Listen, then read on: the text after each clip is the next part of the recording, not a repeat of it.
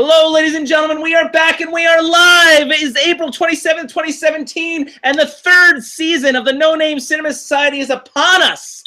It's so exciting. Hello, all. My name is Jonathan Betzler. I am your host, one of your hosts, and this is the 39th meeting of the No Name Cinema Society. It is the first one of our new season. It's the first time we're talking about a film from 2017. It's been 2.5 months. No, it's been 2.5 months since our last regular season show at the end of regular season show. Geez, that was January. It's been 3.5 months since we talked about Live by Night in episode 38.1.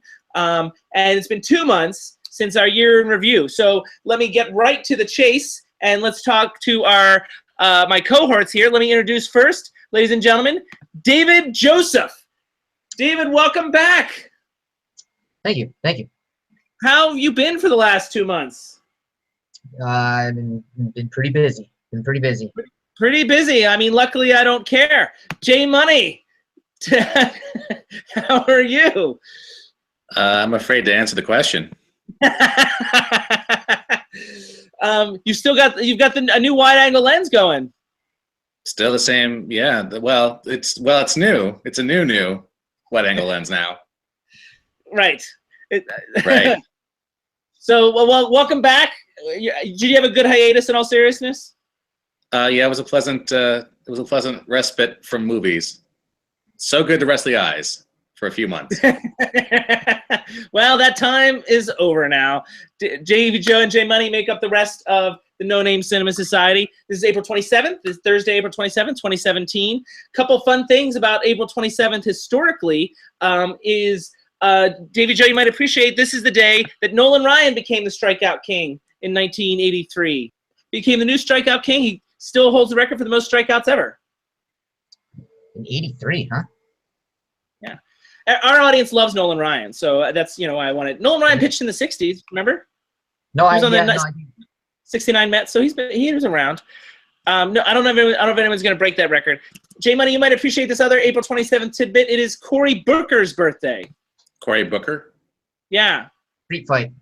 The documentary about Cory Booker. Yeah. Okay, yeah. I can only hear you in bits and pieces, and I only listen to less than that. So, anyway, tonight's film is called The Promise. And for those of you who don't know, I'm in Los Angeles half the year, and the area of Los Angeles I live in is called Little Armenia. And The Promise is about the Armenian genocide. That the backdrop of The Promise is the Armenian genocide of 1915. And so that's the area I live in. In fact, just this past Monday, April 24th, there was a big parade in the streets just outside my door. And I've got a picture of it. This is just outside my door, celebrating the Armenian genocide just on the week that we're talking about the film The Promise. I think they were commemorating it or memorializing it. Yeah, it's not a celebration per se, but it was like a parade. Like, celebration is the wrong word. More like a remembrance, if you will. A lot of people don't know about the Armenian genocide. So finally we get the film about the Armenian genocide from a genocide expert in director Terry George. So here is the full schedule for the full slate of shows for the upcoming couple weeks. So here's the new deal for the third season, everybody. We're not going to be doing all these shows in a single night anymore. We're going to be doing them every 4 days. Starting tonight, as you can see, The Promise, and I can reveal to you now that in 4 days, on May the 1st, we're going to talk about our indie spotlight's going to be Killer Joe from director William Friedkin. We're going to be spotlighting indies from 2012 this year. Our classic on May 5th is David Lean's Brief Encounter, and our sound off is on May the 9th, which is going to be, we're going to have a tweet beat about, you have a lot of questions about our last episode, our finale, and also we're going to do our top 5 films from 2011, and I'm going to do a a second run film from another 1966 film that we didn't get to talk about a lot on the show. How's that for an upcoming schedule, guys? Sounds packed. Exciting. Full slate, right? Yep. Yeah. So, and our aim for these shows is for them to unveil to you each of these nights at around 6 p.m. Eastern, 3 p.m. Pacific. So that's the deal for 2017, the third season of No Name Cinema Society, and we'll see if it's working. J Money, what are you drinking tonight before we get into this? I'm drinking cheap beer. Cheap beer out of a crystal glass. That's funny. I'm drinking cheap wine, so it's like we switched. It's like a whole doppelganger. What are you drinking it out of? Is it a crystal glass? It is a glass. It's a clear glass. That counts. Little cupcake cab sav. You guys know the brand. Cupcake. Ooh. Very nice. Yeah. And Davey, you're drinking turpentine over there, right? Yeah, you know it. Shine. All right, guys. That's a joke. You guys ready for some hot summer reaction? Yeah, let's hear it. Lay it on us. Lay it on us. Okay, The Promise. Mikhail is an Armenian medical student in Constantinople when Turkey aligns with Germany at the outset of World War I. The Turkish government uses the war as an excuse to relocate the Armenians that reside in their country, which turned out to be a euphemism for extermination. The mostly non-violent Mikhail has to flee to the city to rescue his family, his betrothed, and the woman he's fallen for, and he constantly has to live on the run from the Turkish army that's determined to wipe them all out. So that is The Promise. Guys, how was my summary this time? On spot. On the spot. Davey Joe? Yeah, I liked it. Now, the big question what we're going to find is if they like the summary better than the film itself. Davey Joe, you're up first. Opening thoughts, what did you think of The Promise? It's got some problems. Okay, well, get into those. J Money. Yeah, this promise is broken. Hmm? he's been practicing that all weekend. Okay, and for me, I would say it's a film that's heavy-handed and over the top. Does that sort of align with the problems that you guys are referring to? Yeah, for the most part. I mean, I could add a few other things, but I think that kind of is how I feel about it too. And I'm sure we will. I just wanted to get specific on your asses. So I do want to say some nice things about the direction of the film. Terry George is an accomplished director, and I made a joke, if you call it that, a few minutes earlier about, from a genocide expert, a film from a genocide expert. Terry George's probably best known film is Hotel Rwanda, which, although more recent times has some sort of similar stuff going on. Wouldn't you guys say? Yeah. Yeah. Oh, and the other thing I wanted to let you guys know, I don't know if I told you, but I want to let the audience know, the film opened this past weekend, opened April 21st. I saw it, I think it was on March 30th. I invited J Money to attend with me. It was a press screening. Sometimes I get invited to these now. And I was in New York, and J Money, you weren't able to go. It was like a 9 a.m. screening. On a Tuesday. Point is, I saw it. Yeah, on a Tuesday. So I saw it like a month ago now. So I apologize, and I'm just getting into it because it's fresh in your minds. But I'm glad we mostly all agree. But one thing I do want to say about the direction is I think it was competent in the very basics of film direction when it comes to shot selection, camera movement, blocking. There's no question for me in terms of did this director have control over the story? Like sometimes that's the issue. Like Live by Night, the last current feature that we did, it was this example of a director seeming like they had no control over the story. I didn't feel like that was the case here. Here, I feel like it was more of an issue of tone. I feel like, he's making his point with a sledgehammer. Yeah, it's funny, like walking out of this film, it makes me feel like there's a whole slew of films where I can recognize the fact that they're well crafted and that they are certainly competent in the way that they work as film and as cinema, but that they are flawed, like at the core from a story basis. There is nothing wrong with the way this movie looks. There's nothing wrong with the way it was shot. I think the acting is decent enough, I think. I guess to your point, JB, it goes through the motions effectively as a movie. It's not like it doesn't seem like a bad movie as much as I think that they just handled the subject matter the wrong way. I want to dig into that, but I also don't want to exclude Davey. So Davey, did I hit on anything that was part of your quibbles?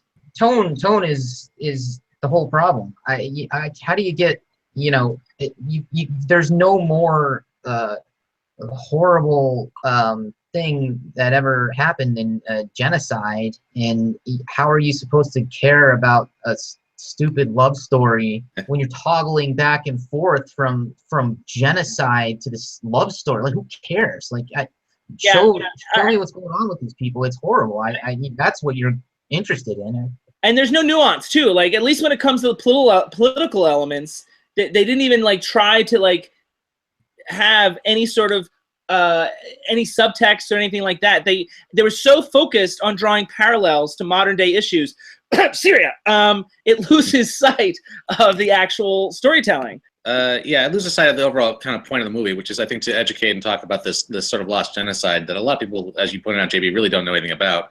And I think to David Joe's point, to me, it was like, I thought the story in and of itself was not exactly compelling, but competent. But the problem is that it's such a vapid way of discussing this subject matter. It's such a vapid way of discussing a genocide that I guess, as David just said, it was actually kind of It was certainly annoying. Was it offensive? Maybe it was. I don't know. Maybe it was kind of like a real disservice to the Armenian history of it. Well, this might be a good segue to my next topic. And so why do you think what made it a vapid way to tell this story? Like what was it? Because I have a theory on this, but I want to see what you say. Well, the fact that it was trying to keep everybody's attention by drawing out this pointless love triangle. I mean, why turn a movie about this situation into a Lifetime original film? I mean, it didn't make any sense to, I don't know, increase the emotional content of this film by putting in unrequited love or unresolved love issues. As if people had to feel more about this for some reason.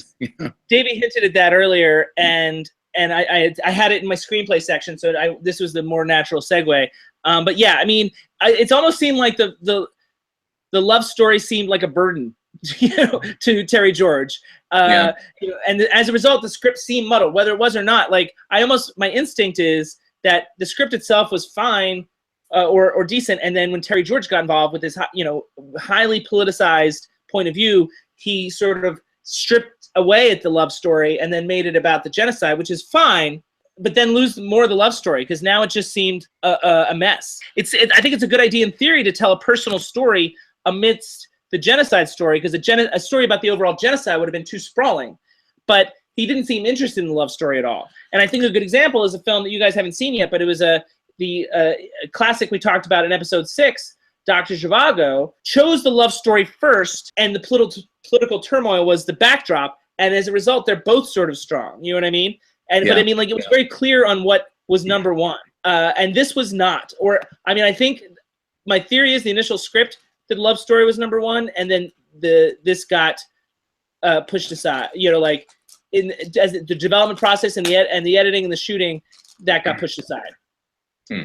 Well, I think part of the problem is that the water diviner came out a year ago and got really raked over the coals. I think for good reason by just absolutely whitewashing the Armenian genocide, just not even acknowledging it or mentioning it, and then releasing it the same weekend, during the remembrance. So I think it was the same day on the 24th. I think there was some sensitivity there, but you're right. Just cut down the love story altogether, and I think that was the right decision to make. And he didn't really commit to that. One thing about the screenplay that I thought was interesting, it was awfully, heavy-handed, and I wondered if a different approach that might have been better is something that's more exploratory instead of condemning of the genocide. Now, I'm not saying that it should condone the genocide, but that does its own work on its own. You know what I mean? Like, it's automatically bad. So you don't need to, give us example after example of that. No amount of carnage makes us feel different about it. It would have been really interesting choice to try and understand the depth of the Turkish hatred. Am I off base there? That's what I kept thinking about because it was just so black or white. And I don't think things politically ever really are. Yeah, I think one of the things that I felt was a big loss in this movie was that they failed to kind of set up the reasoning, or not the reasoning, but basically the climb and how this actually really happened. I guess they went in assuming that we had a base understanding as an audience about the basic, problems there, but I would have liked to seen sort of like how the country itself sort of tore itself apart and fell down to the point that it became at, and they just completely sidestepped that. It just goes from them as a happy unit to them being persecuted without really any kind of context for it. Yeah, and that's a really good point, and that's the same issue that I have with a film from 1983 called The Year of Living Dangerously. Have you guys seen The Year of Living Dangerously out of curiosity? No. Davey, Mel Gibson, Sigourney Weaver? Oh, wow. It's a Peter Weir film. The other thing about the screenplay is that does not happen in The Year of Living Dangerously is two-dimensional characters. The result of the heavy-handedness is, these characters as written, and I think there's a good performance or two, but the characters are sort of flat. Yeah, absolutely. And there's a couple, there's the three main leads, but otherwise, a lot of the other characters, which are really, at these really emotional moments, kind of like driving the plot, are kind of forgettable and kind of like swept under the carpet as terrible things happen to these characters in general. And and as a part and parcel of the other point, anybody that's Turkish is, except his one friend, anybody else is pure evil, and everybody knows that the best villains have layers and dimension. There was another guy, the the guy that warned the pastor. I mean, there were a couple. He wasn't Turkish. Oh, the guy that warned the pastor. You're right. You're right. Yeah, yeah.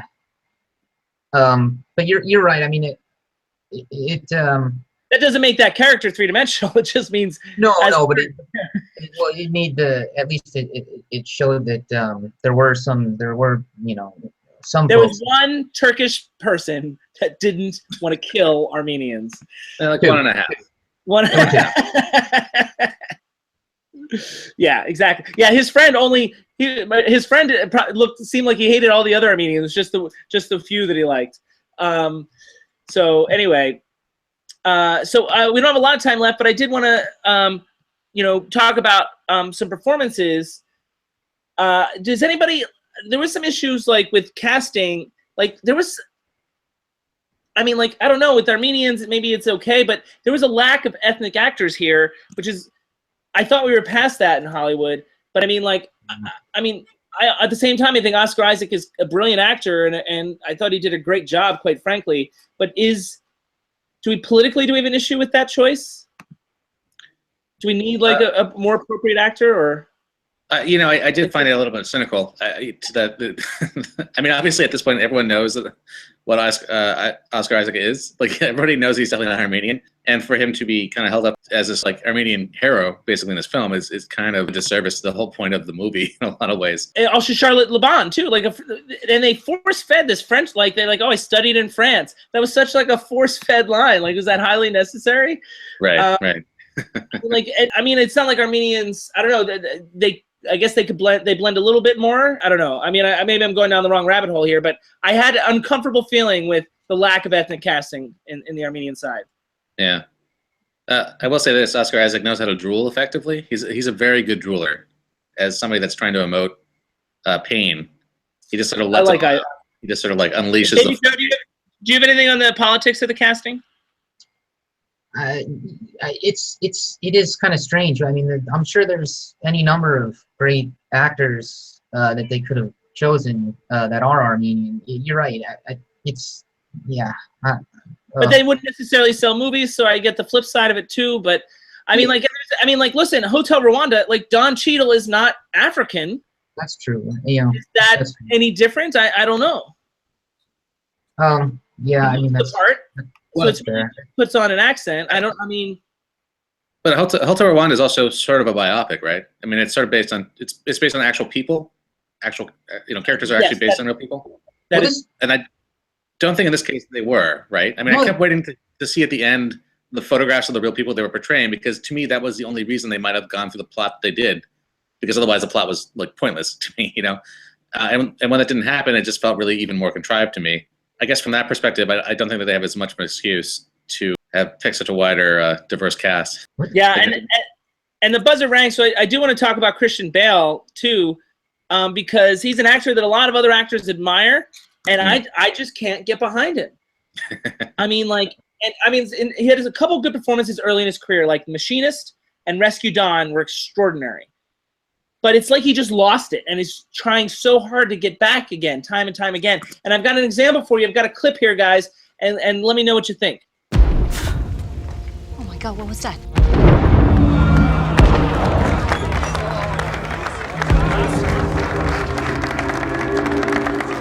Chris!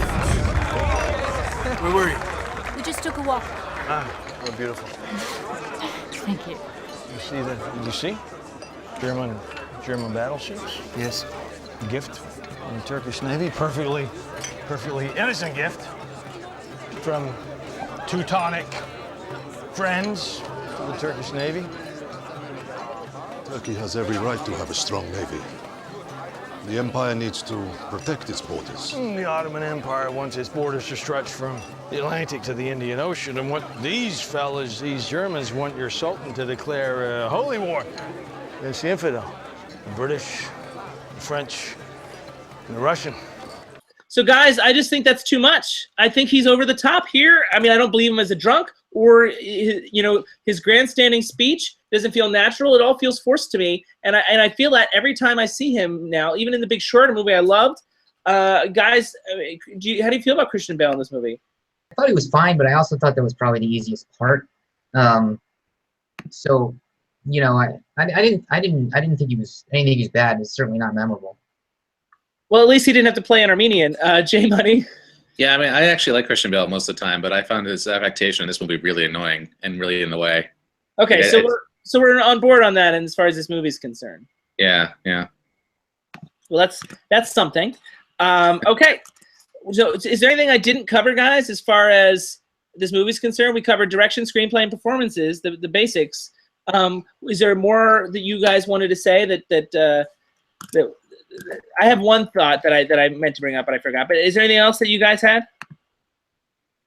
No. No, I think we're good. The one thing that I wanted to mention to you guys is that the special effects were pretty bad. You know, especially when they tried any sort of set extension or anything like that, anything that looked out on the Turkish Sea or what have you. Like those visual effects were very obvious in a movie that is not that small of a budget, and it felt very fake and unfortunate, and so that took me out of it. I mean, it's a small, like normally I don't really care that much about that sort of thing, but I mean, the movie was weak enough that it just added to the list of things. I did notice that there was, I mean, every time they do a wide pan of Istanbul, basically. I'm sorry, of Constantinople. Constantinople, not Istanbul. Not Istanbul. It was basically the same shot of of the bay there and of a steamer coming into it. I mean, it was always pretty much the same exact thing. And I kept thinking, yeah, they basically built one thing in a CG model, and that's just they got to use it up as much as possible. Just like change the camera angle on that model and see what they can do. Yeah, I completely agree. Davey, any thoughts on the VFX before we go? No, not really. It didn't really strike me. It didn't bother him. Okay, so guys, that's The Promise. That's our review of The Promise. Hopefully we covered all the bases. Let me know what you guys think, that you as in the viewing audience. Our live audience here is live applause. Excellent, very exciting. Guys, we get applause. It's not often you get that feeling, so it's very cool. Although, it might have been, I might have paid for it. But that's beside the point. Our next current feature that we're going to talk about is on May 18th. May 18th, 2017. We're going to talk about the Goldie Hawn, Amy Schumer comedy Snatched. That's coming up on May 18th. It opens on May the 12th, I think. And we're going to get our more female comedy fun with Snatched. And that'll be our next current feature. But you'll see us before then. In 4 days, on May the 1st, we're going to have our first indie spotlight of the year, and we're going to do some more Matthew McConaughey fun with Killer Joe, directed by William Friedkin. That's our indie spotlight. We'll see you on the May the 1st.